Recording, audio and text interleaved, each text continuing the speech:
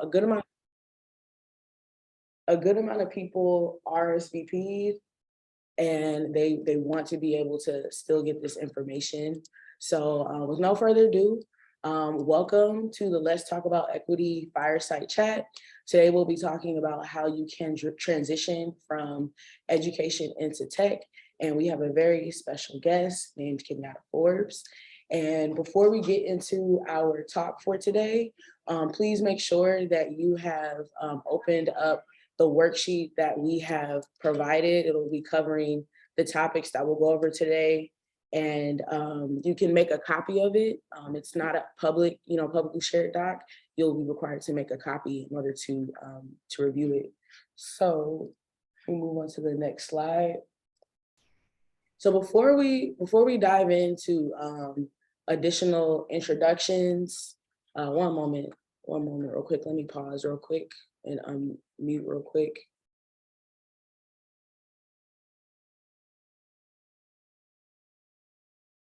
The screen. Yeah, You can just take us with the screen, like us talking to the computer. Thank you. So before we get into our discussion for today, in the chat, or even if you'd like to unmute and share out, we'd like to go over like a one-word manifestation. Please share one word that describes what you want to manifest from this experience. So feel free to just put that in the chat. Or if you'd like to unmute, you can also share out as well. And actually, do you want to start? I was gonna say I could start. Peace, everybody. Thank you guys for showing up. I would say one thing that I want to manifest from this experience is more relationships. I'm looking at these names. I'm looking at some of the titles, and I'm just like, oh, looking forward to meeting some of the folks on the chat. So thank you guys again for showing up. I'll go. One thing I can say is support. At We Are Tech, our goal is to support students and communities of color with technology and help everyone within our community to gain access to the benefits of the tech industry. So one word I would say is support. So I'm seeing people in the chat. Cassandra said alignment. Rebecca said motivation. Kenyatta said enable. Okay. Thank you, Crystal. Good support. There we go. We manifested support already. Okay.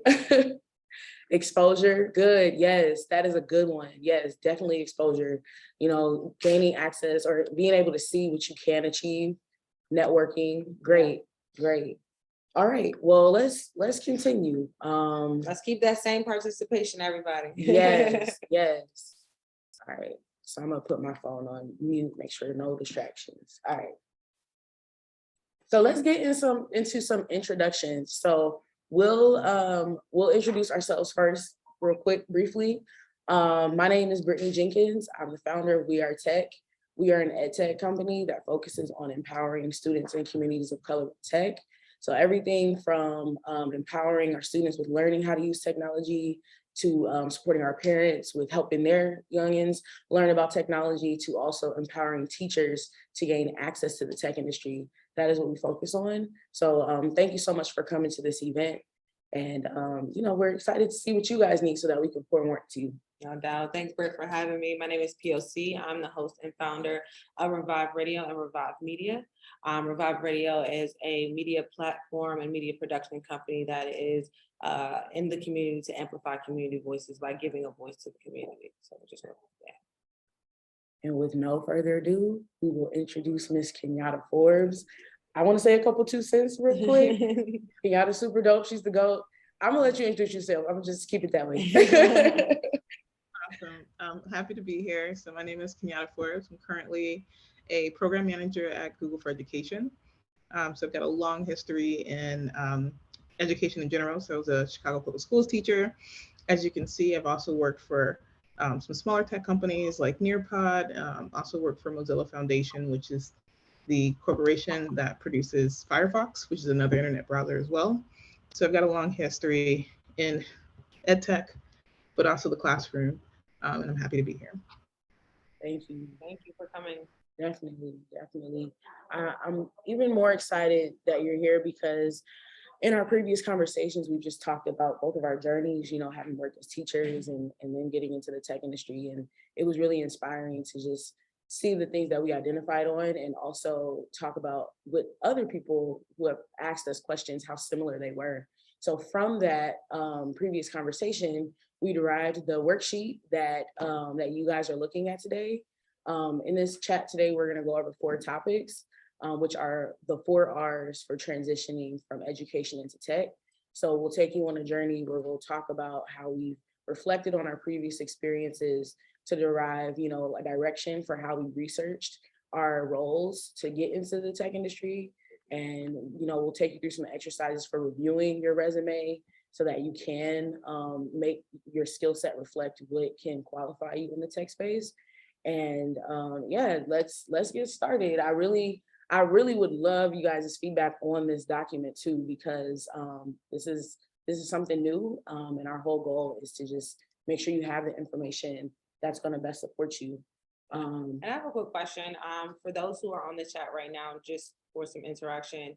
By a show of thumb, if you can put your emoji on there, if you're currently a teacher right now. Yes, and what grade do you teach? What grade and subject? If you could put that in the chat, what grade and subject do you teach? You see one person put their thumb up, okay? Feel free to share. Sandra, what grade, subject you teach? And if you're not a teacher, if you're in an adjacent position, because there could be some administrators or people who are tech consultants. So just whatever you're doing currently right now would be great. Thank you. Wonderful. Oh, media arts. That's cool. 9th and 12th grade ELA. A lot of crossover.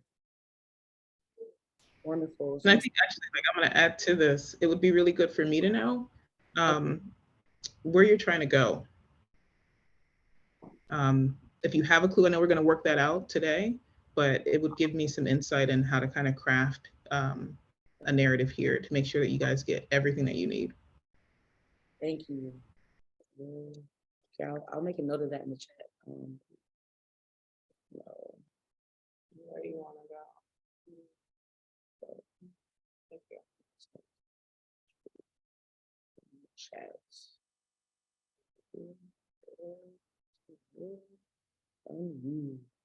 Cool.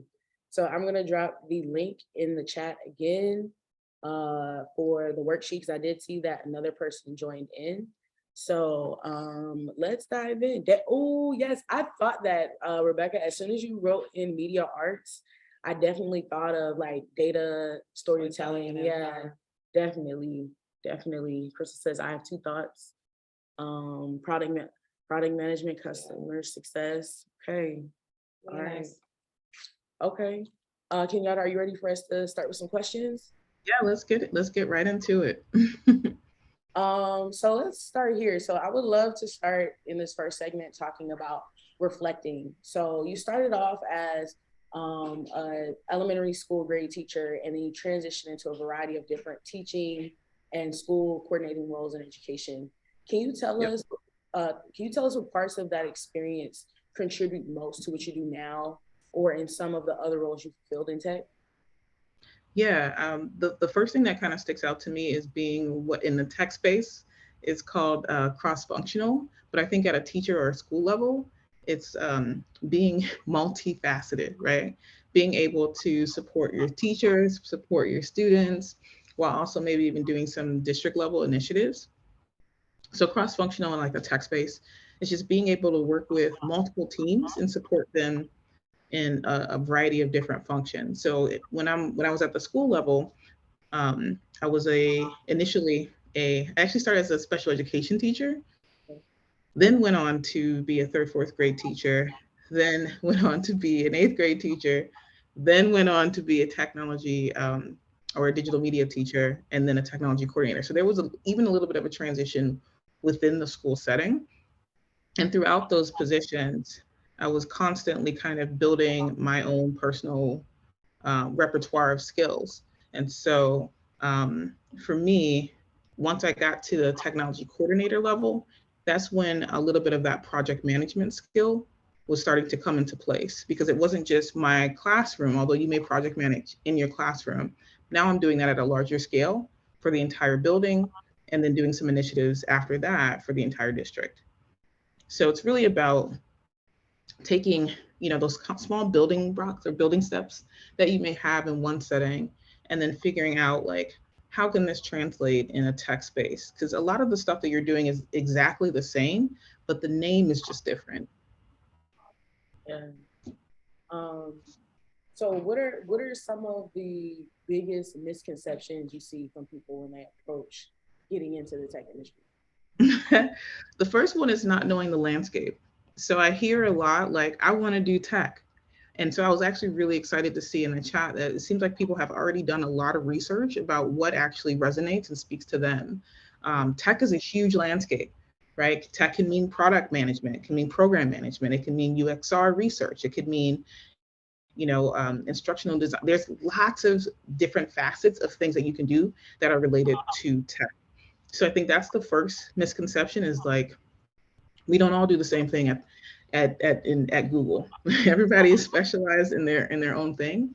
And so figuring out what your niche is going to be based off of the skill set that you bring to the table is super key. And then I also think having an understanding that when you're trying to transition from education into the tech space, not every company that does tech is education focused. They may have some elements of education, but they're not an educational company. And so even though I work for Google for Education, Big G is not an education company, right? My org is. So that's a different understanding of like how things are balanced. And so it may look and feel very different when you're actually at the company than what you may have perceived it to be in terms of like, oh, I thought it's Google for Education. And so our initiatives will be a little bit different than what you may see at a district or a classroom level. So I wanted to jump in and ask you a quick question. To piggyback on your first statement a little bit, I want to go a little bit more personal. You talked about steps, a lot of different steps that you had to take, a little shifts, some pivots. I want to ask you a personal question. When it comes down to you and any of those steps that you feel like you would not be able to make it all the way driving to the tech industry like you are now, shifting from being a teacher to tech. I think my trajectory is probably a little bit different than most educators who land in tech, in that it was not my end goal. It just happened to be something on the pathway that made sense. And so even when I'm doing one-on-one mentorship with people, I want them to ask that question of themselves. Why tech? Why this company? Because when you look at your pathway, it may not be what you're passionate about. It may not actually be the thing that you should be doing based off of what you actually want to give or provide or do. So for me, when I was teaching special education, I wasn't thinking necessarily that Google is where I want to land in 10 years, right? I was thinking about what makes sense on my pathway and my journey of what I want to offer and bring to the world. So my first step out of the classroom was with Mozilla Foundation, and it was still serving a community. So I feel like, I do a lot of different, Brittany knows I do a lot of different things. But one of the through lines of everything that I do is always in service of others, right? That's what brings me joy. And so when I left the classroom, I'd been in service of my students, I'd been in service of my community, I'd been in service of my district. And so my next role, which happened to be outside of that classroom, was with Mozilla Foundation, but I was still in service of people. So that role was a community management program management role where I was supporting nonprofit organizations who supported students in the city of Chicago. So it made sense on that journey. So it wasn't necessarily a deviation from what I was passionate about doing. And so I warn kind of people like, when they come out and they're like, I just want to do tech, I'm always digging for that why, because you want to be passionate about what you do every day. Thank you for your truth. Appreciate that. And the second part, I forgot the second part of that question. You pretty much answered it. I just wanted to know if you ever feel like you were not going to be able to reach where you are now, Yeah, I don't, and actually will add on to that just a little bit that like, I'm very much so rooted in what's happening now. 5 years from now, I don't know what that next calling will be for me. Not to be on, ministry about it, but that could shift for me. And that's based off of like where my path is telling me that I'm most useful to be of service to others in. earlier you talked about being cross-functional and how that correlates deeply into what you would do in the tech industry. How is experience outside of the tech industry valuable to tech companies? I think it all depends on what you're going for, right? The position that you're seeking out. For me, I think it was really useful. So I had a very unique um, skill set that I was able to bring to the table because I worked for companies like smaller ed tech companies like Nearpod. I had sales and customer service experience, customer success experience, or enablement experience. I'd also done a lot of content management for tech companies before. I also knew exactly what the experience was like in a classroom for a teacher. Also knew some of the struggles or challenges of being in a low income district trying to implement tech. So I had a very unique lens. And so, based off of the positions that um, spoke to me, that made me an ideal candidate for those particular positions because it highlighted those skills and brought those, to the forefront. Yeah. It brings me back to what you're talking about with the why. It resonates deeply with the why. Like, if you really think about your why, those roles that you for in tech will, like, the alignment will be there. Yeah, it'll all fall into place. The one thing I like anybody that I'm talking to, like a mentor who's asking me any type of questions about this, the one thing that I would hate is for somebody to land in a role that doesn't speak to them. You can make lots of money and hate your job, like, and so if you don't want to get up and do that thing, um, you've it's a failure, right? It's a failure in the unique talents that that individual has that they're no longer able to utilize. And I want to ask a question just based on, experiences. Because a lot of people sometimes they have fear, because their resume is not stacked with experiences or big time companies. When it comes down to switching from education to technology, do you feel like your degrees still hold weight in those, That even you you know don't what have though? brands behind you? I think it's a new day. Um, I have a bachelor's and two masters. I don't know when they've ever come into play outside of like a teacher space, right? For a teacher, you have to have you got to have your ducks in a row. You got to have your certifications. You got to make sure you do your professional development hours. Um, Once you leave the classroom, I can't say that that's been a fact. It may be a factor in terms of compensation, but it's not a limit. It's not a limiting factor in terms of being able to get a job. So Ken, so I want to start the next segment about research. But before we do, does anybody have any questions that they'd like to? Yeah, I saw a few in the chat. I Um, put some comments in the chat, but I oh, don't see maybe I any didn't. questions. Okay, maybe I didn't. No. We actually have a question from someone who's inside. They said, "What are some of your obstacles you faced in transition, and how did you overcome them?" That's a great question. I think, if anything, my biggest obstacle, um, I would honestly have to say, was myself. And for me, it was trusting the process, right? And trusting that I was ready to make that change. I think even the folks around me may have not been ready for me to make that change. So I think people say, "Oh, you're a teacher, you're gonna retire, you got you a government job, like just stay put 20 more years and get your pension." And so it is a leap of faith in many ways. So I would say myself first, and then putting yourself out there, right?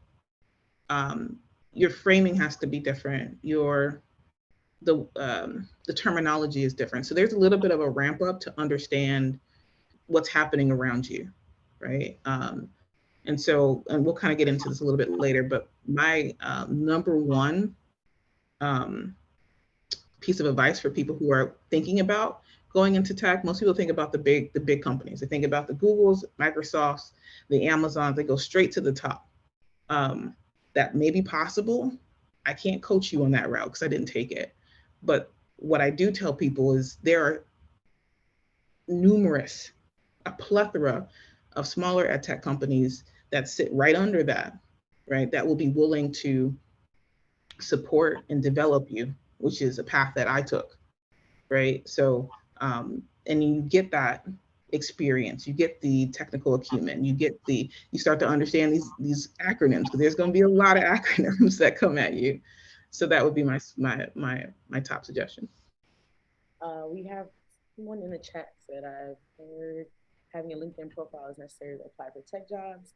In your opinion, what is the best way to leverage LinkedIn and share our expertise that align to tech companies finding the right language? So this is spot on for segment 2 with regards to research. So thank you, Cassandra, for asking that question. Great segue. Yeah, so Cassandra, I do adamantly believe LinkedIn is necessary, not just for tech, just in general, honestly, if you're looking for a new position or new role over Indeed. So if I had to pick between those two, LinkedIn is definitely one you want to go with.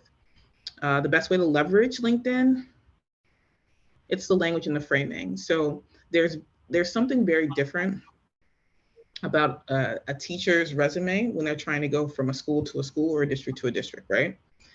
Than a person who's looking for a tech role. So in a teacher's resume, they'll have themselves listed as a 5th grade teacher. And then underneath that, they'll have a lot of tasks, right? This is what I did, and that's it. On a technical kind of a resume, you may still put, you'll still put your teacher in whatever district. You'll still have the task, but each bullet point needs to tell a story. So what's very key for kind of technical resumes is that you need to have an X, Y, and Z. This is what I did, my task.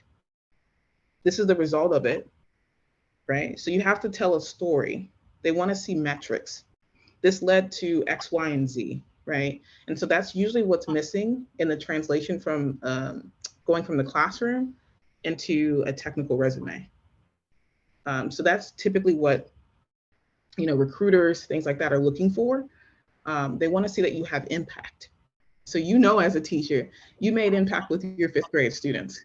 A percentage of them that went to the next grade level, but you forgot to tell that story of your impact on your resume. We have some cool things coming in the chat. Exactly, KPI. It's all about metrics. Yeah. I think, we should talk more about that, like impact at scale and the difference between impact on a one-to-one level with the student and the different level on a global scale. But I do not want to skip over Leanne's question in the chat. She said, what are some do's and don'ts about how to reach out to people on LinkedIn? This is tricky. And so some people try to personalize messages, and they say, oh, I saw that you went to so-and-so back in 82. I was there for 2 days. I would love to. And you're like, just get to it. I think in reaching out to folks on LinkedIn, the biggest piece of advice in terms of do's is do your research on that person. One of the questions that I'll get a lot is, how did you get to where you got? My LinkedIn is pretty detailed.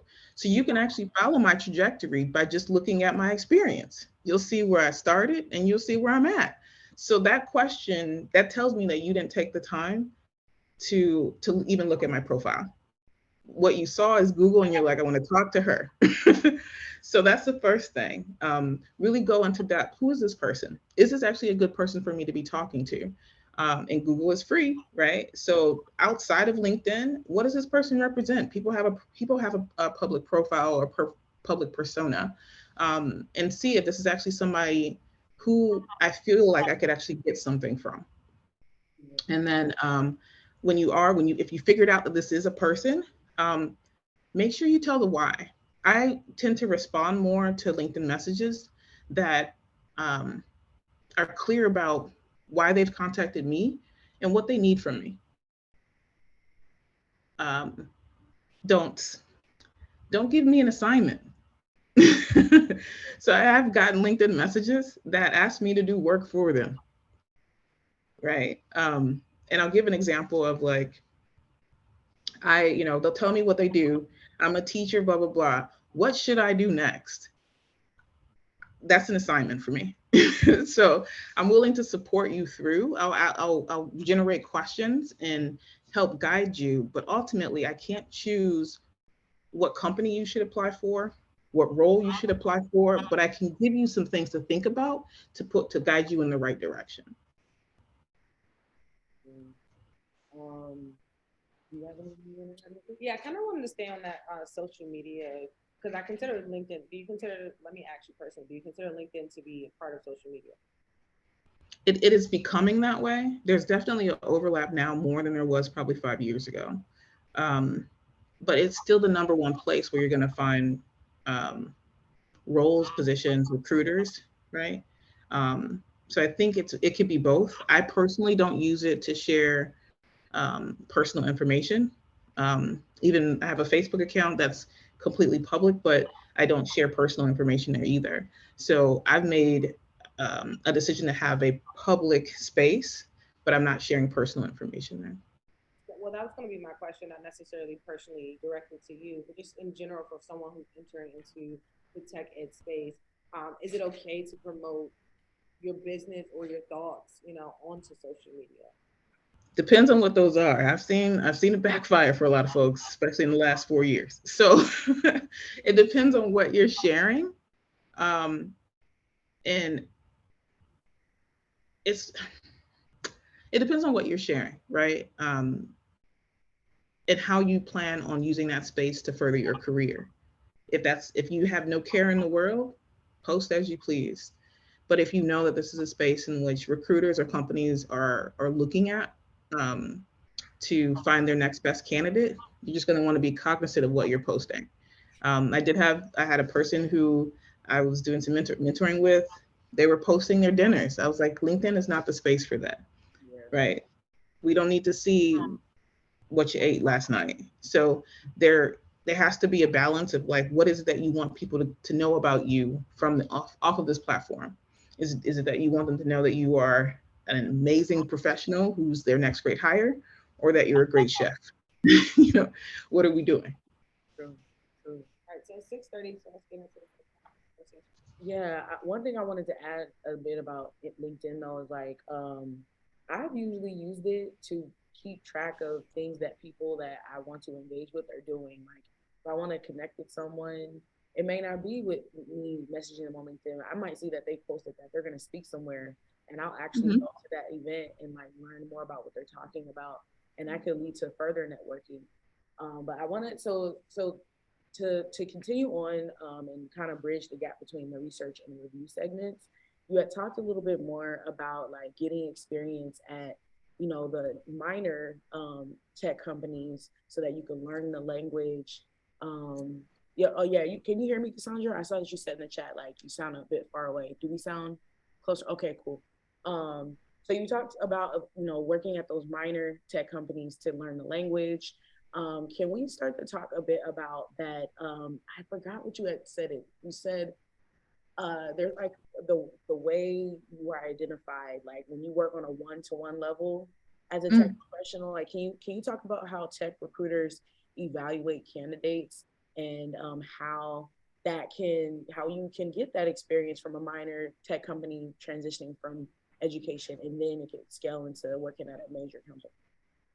One thing that I'll say that's I want to distinguish that's different from, interviewing for a school or a district than interviewing for tech, is that there is a level of AI in recruiting that happens in tech before you even get to talk to a human, right? And so that AI piece is really happening at the resume level.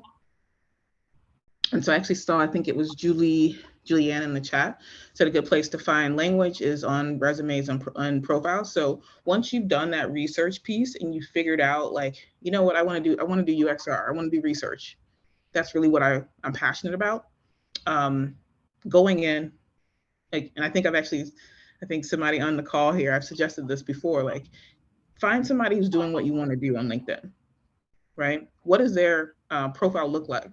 What kind of language are they using, right? What kind of education do they have, right? How do I rank or stack up against this person who's in a role that I want at a company that I want. And so I think once you have that understanding, it's a little bit easier then to figure out how to get to the next level.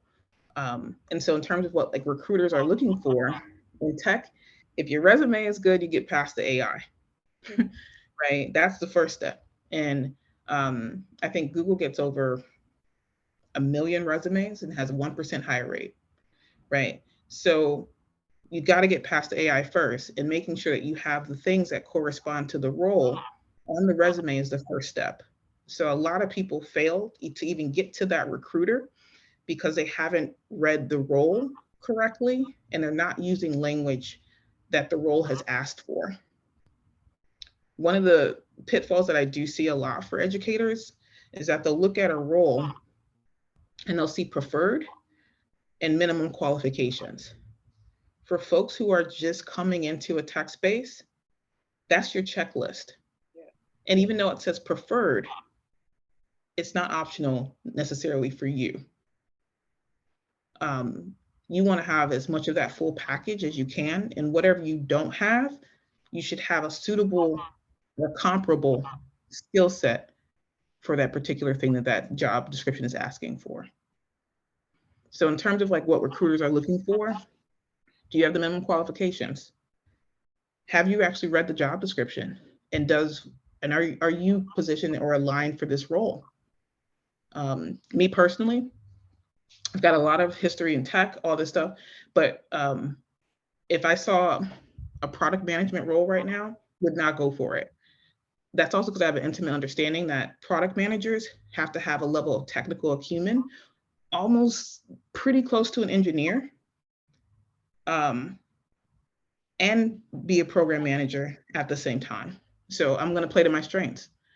I can project and program manage in my sleep, right? But I know I'm not ready to be a product manager because I don't have the technical acumen.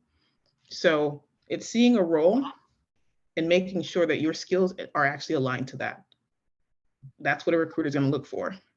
So a lot of these, you know, the big 3, big 4 companies are not, how do I put this? They don't have to take a risk because top candidates are always at the door, which is why I always suggest that middle level of technology companies to start with, so you get the resources, you get the understanding, you get the chance, right? The up leveling and that support to actually grow before you go on to the big 4. I want to ask a really quick question, because I know some people are taking notes on this call right now. Can you drop some gems? Can you drop some names as far as when it comes down to research? Some of the websites that you may use, some of the, networking sites that you may use, any apps that you may use, just so people can have that tool for themselves, those tools for themselves. You know, I hate that it's not because I work there, but honestly, Google's amazing as a search engine, not gonna lie. And and it's free. It's free. So, so honestly, like I can't say that there's anything in particular. And it's hard because like it depends on what your niche is, right? So there are networking groups just for UXI researchers. There's some for people who just want to do product management. So I can't give you just one, but I can say that once you focus in and target the thing that you are passionate about, there's a whole world, right, of communities. A lot of them are even like POC focused or women focused, that you can totally locate on the internet. I see a few questions in the chat. One is from Joy. Hey, Joy. How do you create work-life balance in private? Trying to get a job. I'm wondering if you have any tips on how balance is everything. Yes, balance is everything. This one is tricky.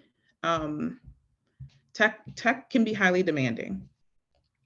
Things are fast-paced. Things are very ambiguous at times, and they take up a lot. They can take up a lot of your mental capacity. For me, I've always done something about establishing or trying to, because sometimes you may not be successful, but trying to establish really good boundaries up front with my manager. And that could include like what my working hours are. If you send me what my communication style is, what happens if you send me an email after hours, things like that, right? It's small little things, but I think if you get ahead of it and you establish those boundaries as early as possible, the more successful you'll be later on. And in terms of how to do that while you're in the job search, very hard. When I interviewed for Google, I was actually interviewing for 2 roles at the same time. That's a lie, 3 roles at the same time at Google. So, and Google has like 7, 8 rounds of interviews that are hour long. Some of them you have to prep for or provide, case studies, things like that for, and also outside companies too. I was also interviewing for Microsoft at the same time too. So while actually having a full-time job as well. So my heart goes out. Yes, I can't even give you any tips for that, because I felt like I was working and I was working, right? I was working to get the next job and I was working at the job, right? I would just say, like, as long as you have your game face on and you know exactly what you're focused on trying to do, it'll all kind of work out. And while you're interviewing, just know that it's temporary. This is temporary, right? The prize is coming, and then you'll be able to achieve that balance. Can we stay right there just a little bit on the internet? On the interview phases and things of that nature. I know you said it was a lot of different phases that you had to go through, but as far as just obtaining the job, what is one of the major things you had to do to know that this was yours? That this is something that you were going to walk away with. Ooh, that's tough, because you also know that typically when you get past the recruiter and they say, okay, you're a candidate, most likely there can be up to 5 or 6 other candidates who are also interviewing for that same position. And so it's still an unknown. It's still very much so unknown. So you don't know until you actually get that verbal, you're the person. So for me, it was just, I'm not gonna lie, it's exhausting, but knowing that this was the correct step for me, and going back to that passion piece, right? I knew that it just felt right. And honestly, through the interview process, like, people think that don't go into it as like, I'm interviewing for them. You're interviewing them too, yeah. Right? And so I said I was interviewing for 3 roles at Google. I figured out very quickly that one of the roles was not for me, right? 2 interviews in, I was like, yeah, so it's also a 2-way street there. So it's not one-sided. So you can also figure out during the interview process that maybe the team dynamic is not what you need. Maybe the actual work that you will be doing doesn't resonate and you're not passionate about it. Or there could be other elements of it that you're like, this is actually not what I'm looking for. Can I ask one more question? Yeah. I know we're running out of time. I also want to make sure you Sandra's question too in the chat. Okay, Feel perfect. free. I'm happy that thank this you is for happening. being so transparent in this conversation today. And I want to ask you, one thing I just learned from what you just said is simply that just because someone said that you're a candidate or that you got past the recruitment phase, that doesn't mean you have to take the first option. So I appreciate you being transparent in that. But the second thing I want to just talk about, the turnover rate. A lot of people think that they get in technology and they're going to be in there, like how you said, as a teacher or educator, you're in there for 20 years. But in technology, it seems to turn over a lot faster. Do you have any knowledge behind that as far as people jumping in and not really lasting that long? I think it goes back to that thing of like people just saying, I want to do tech, and they get into a role that they actually hate, right? And so that comes back to that research piece. If you're doing a job that you love, then it's not work, right? So that's the first thing. Second, tech is demanding, very ambiguous, and that's not always, especially coming from like education setting, your goals are scripted. You have a test that your students have to take every year. So it's very structured. And your goals are very clear, while in tech, sometimes those goals can be very ambiguous, and that doesn't necessarily work for everybody. So that also comes into play as well. You're often building the plane while you're flying it, and some people are not comfortable with it. Very true. Thank you. And then also third thing, as a woman or as a person of color, sometimes those environments are not, I'm not gonna say they're not healthy, but there's work to be done there. Yeah. Thank you for the honesty again. Yeah. It's like a whole different, you know, they say you have to have a tough skin. It's definitely a challenge. Someone said, yes, education is extremely compared to other industries. Yes, it is a skill to deal with uncertainty, like just knowing anything can happen and you have to respond to it.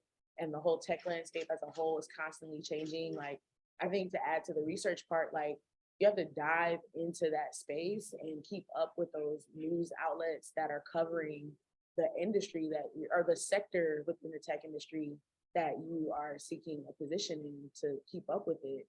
Thank you so much for bringing up the Black woman piece. So many microaggressions can be tough. Yes, yes, Joy. I see. I don't want to miss Cassandra's question about apprenticeship program. Yes. Yeah, I think some of them are good. I've seen like CDW has an apprenticeship program. Google actually has one as well. There are quite a few. Square has one. There are lots of different apprenticeship programs. I think that they're great. I don't know if they. How do I phrase this? I think they're great for people who are just out of college.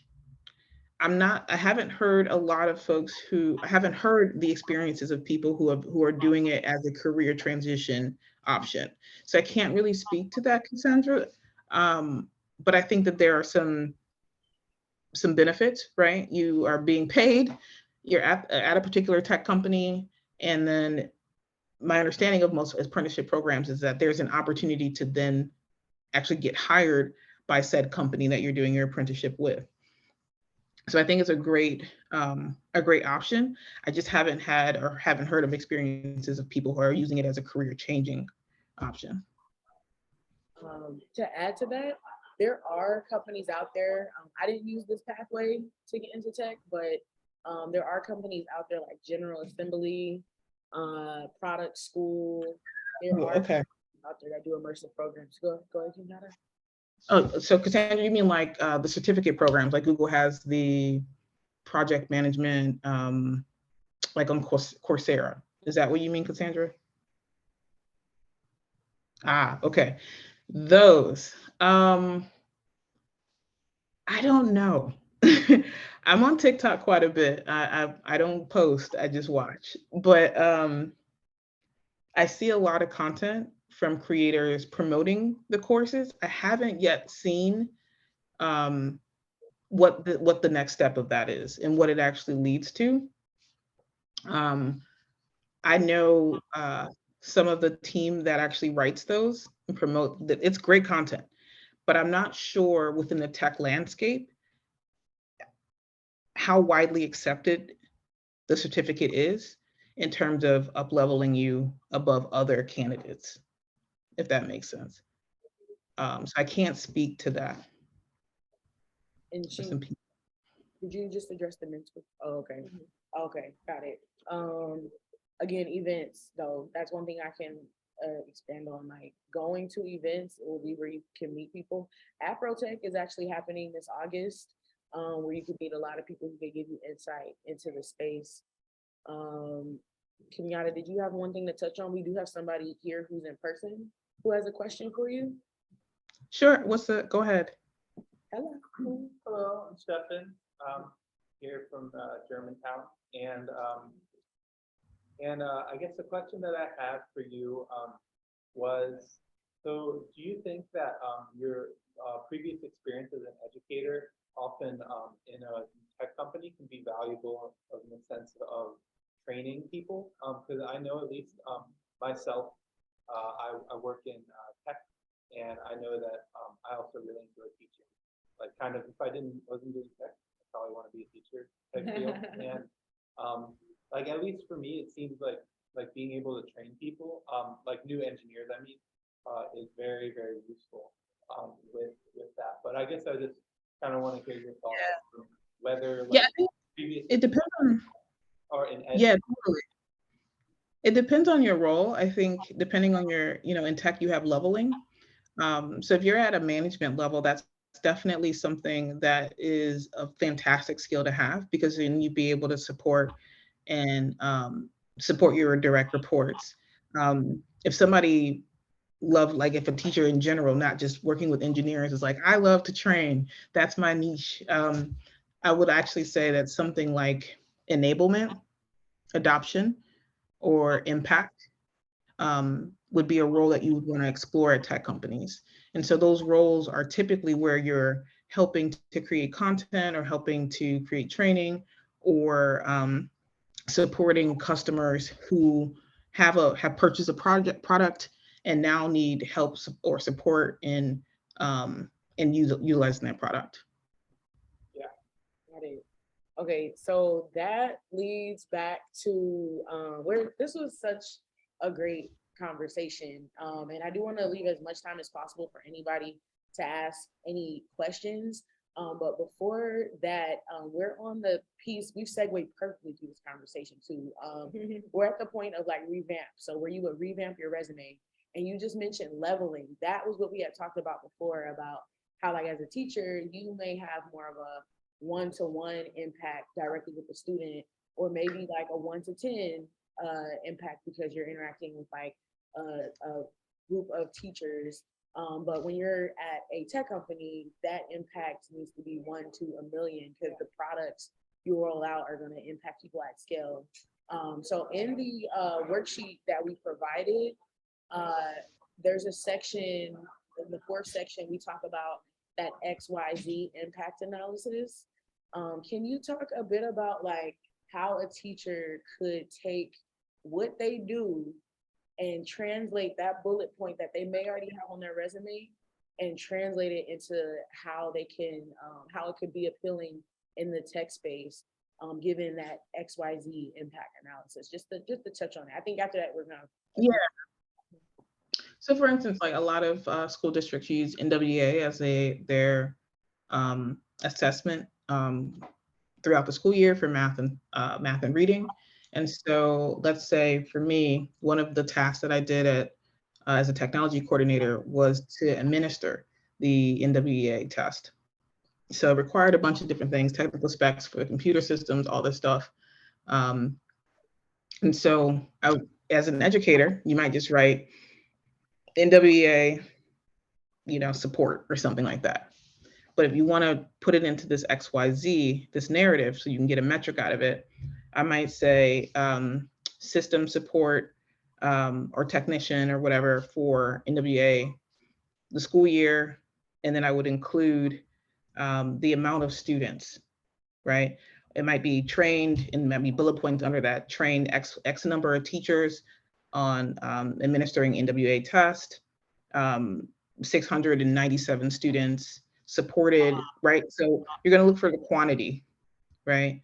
The more specific that you can get in that quantity, right? So I have the quantity and then resulting in, right? Or impacting, right?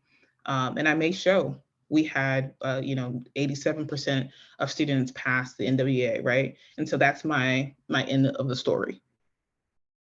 So what I did ultimately got us to 87%, right?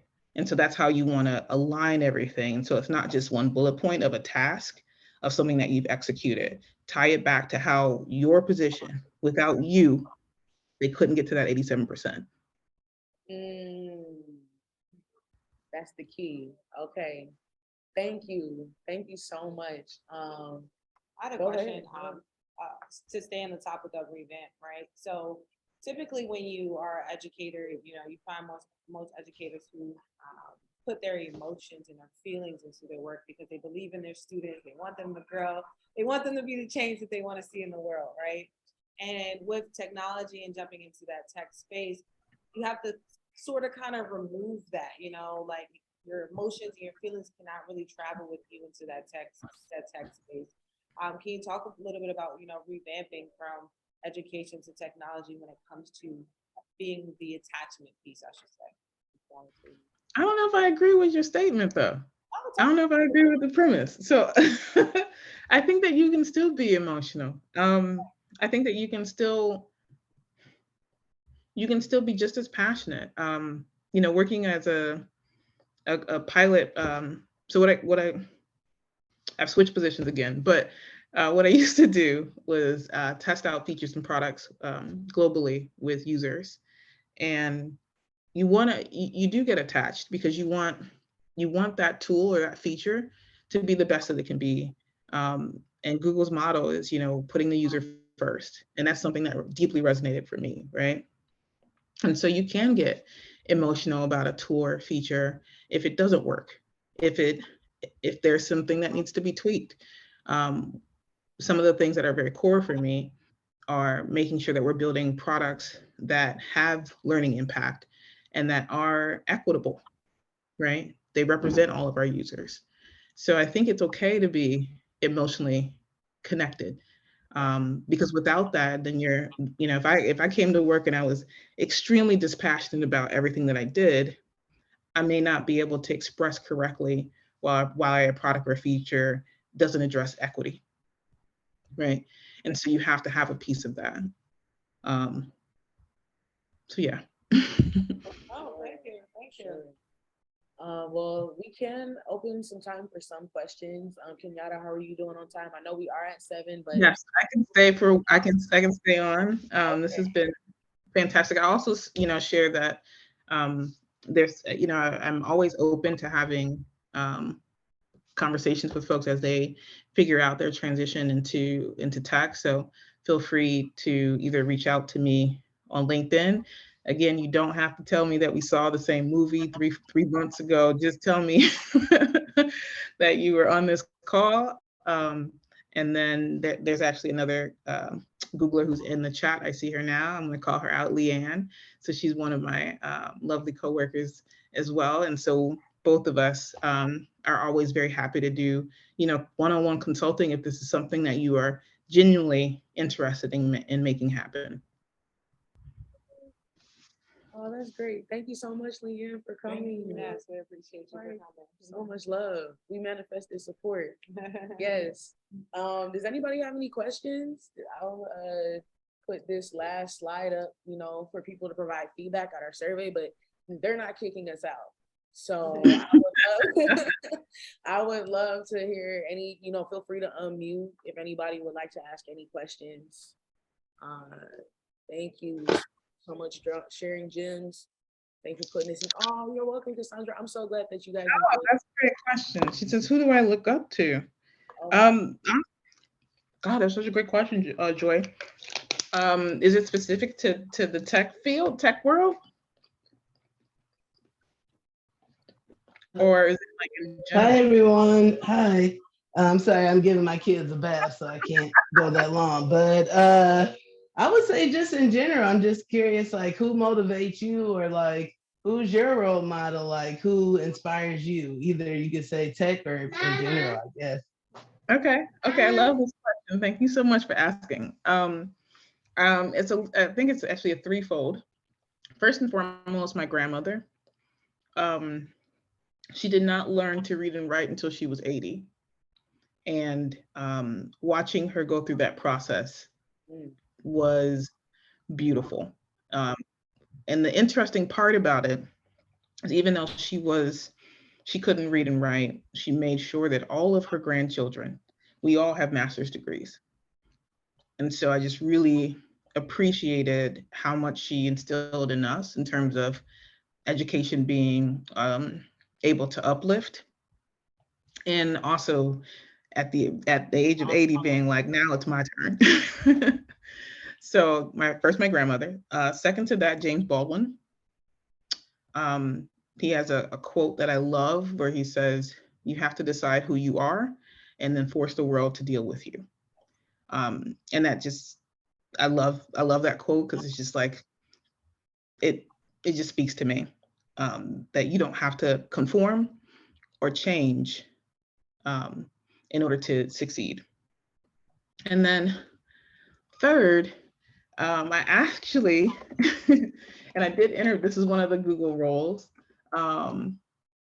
Astro Teller is the CEO of Google X, or the Moonshot team. And so they take on or they tackle big world problems. And I really like Astro's way of thinking. Um, they celebrate failure. And he encourages all his employees to fail quickly and fail fast, because the quicker that you fail, the quicker you'll get to the actual solution. So those would be my three. Love that. Love that. Thank you. I definitely like how they develop their talent at that program you just talked about at Google. Like, Google X, yes, it's yeah, pretty great. Yeah, it's one of the only places I think at Google where you'll just be standing there and a robot may just walk down the hallway next to you. So really, it's very, very cool. wow, wow. Okay, Yes, I agree. Thank you for sharing. Thank you for sharing that story. yeah. Well, if no one has any more questions, one thing I'm gonna drop in the chat. I'm just floored that Leanne is with us too. I didn't know Leanne was with Google. I'm gonna drop her link in the chat as well.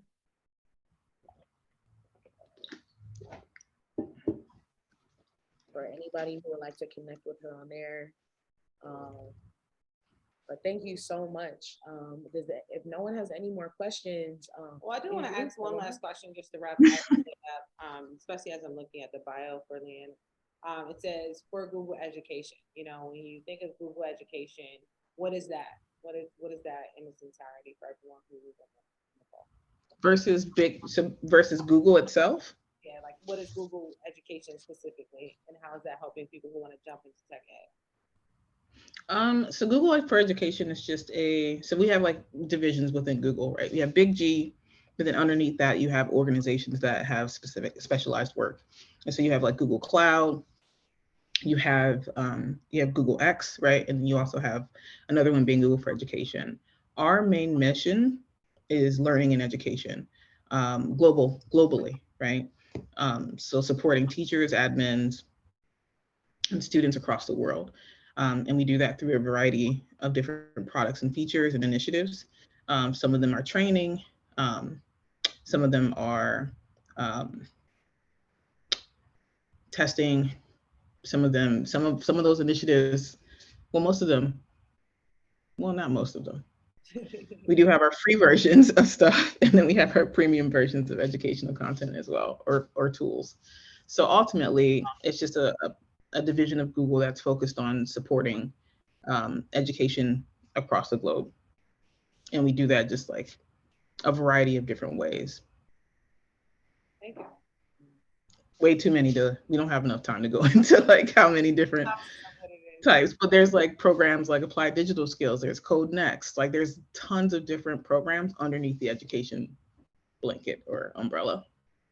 Well, I'm definitely going to have to pick your brain to learn about like the go-to-market strategy for a lot of those programs and just how to approach it, you know, from an EdTech standpoint. Yeah. So I really appreciate your time and for you always making time for VR Tech.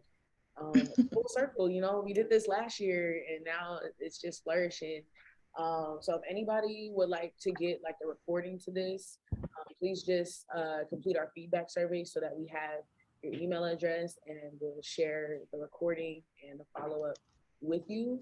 And that'll conclude our fireside chat for today. Thank you so much for your time. Thank you. Thank you. Thank you. Have a good one.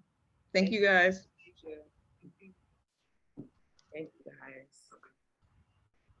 Peace. Oh, damn, I thought she was gonna stay on for a second. No one was swear. I think she did an incredible job. Bye, y'all. She did. That's cool. Yes. That's why I asked the last question because, you know, people think you work